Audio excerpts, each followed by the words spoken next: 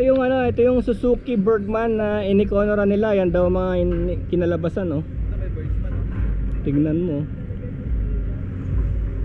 Pero kailangan yan tumakbo ka ng mga 60, ganun lang.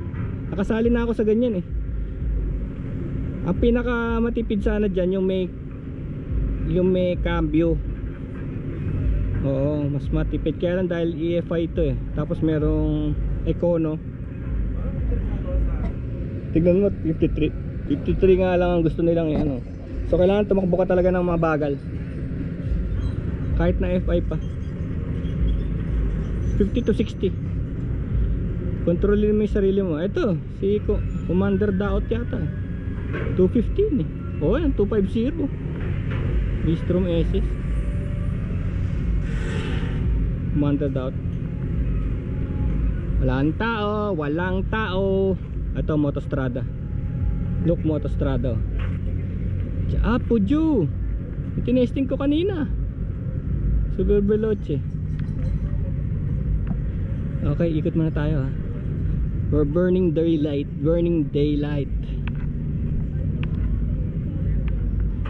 Ride Academy. Ayun siya sabi kong Royal Club oh.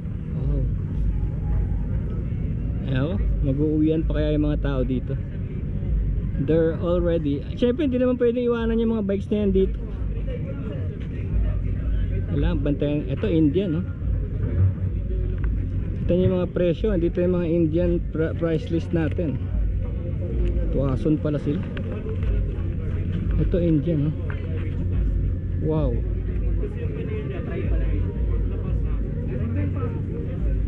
Ducati Access Plus din pala to. Wow. Ganda. Tignan natin yung specs niya. Let's look at the specs. Indian Super Chief Limited.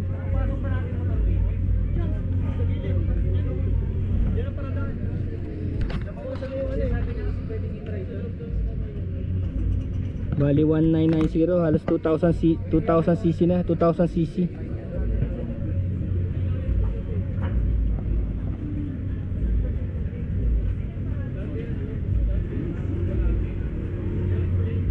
FI Thunderstroke 116. Ano sabihin? Of course it's a V4. Ito ang pinakamatindi dyan. Look oh. Look at the quality oh. Ano to, air cooled? Oh my god. My goodness, this is air cooled. This is air cooled, man.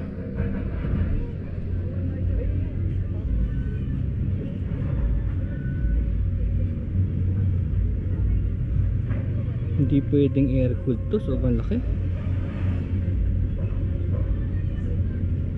Hindi ko makita yung cooling system.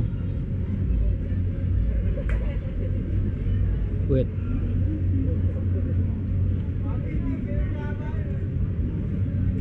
Air cooled na oh.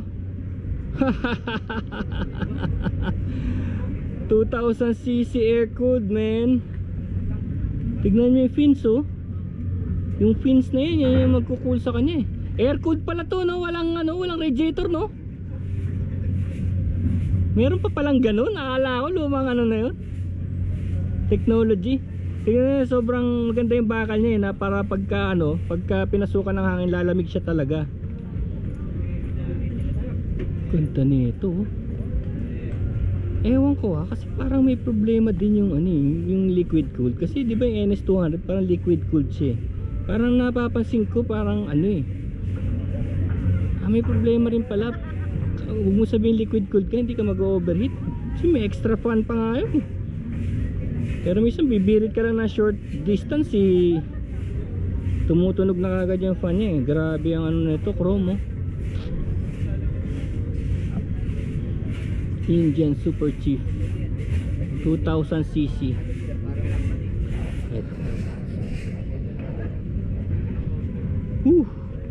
Ganda. Doon mo lang malalaman na siya modern dahil digital na yun. All digital. Wow. First Ducati Panigale.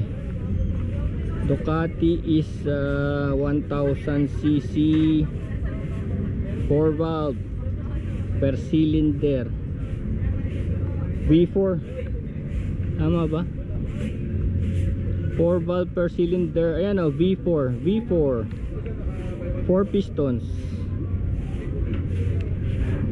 So maganda to kasi walang power loss. Pagka tumira yan, tira talaga. Kaya may pakpak o, pwede na lumipad eh. Panigale V4S. Tsaka maganda na ito, sobrang gagaan. Tapos meron siya rito, may fin siya dito, parang hydrofoil.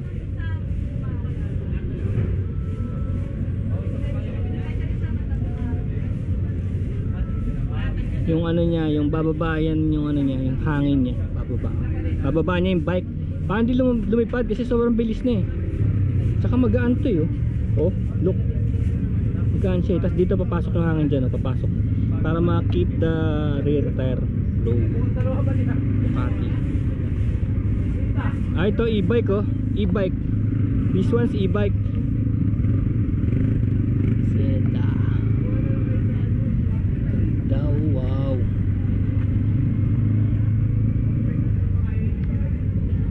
Oh.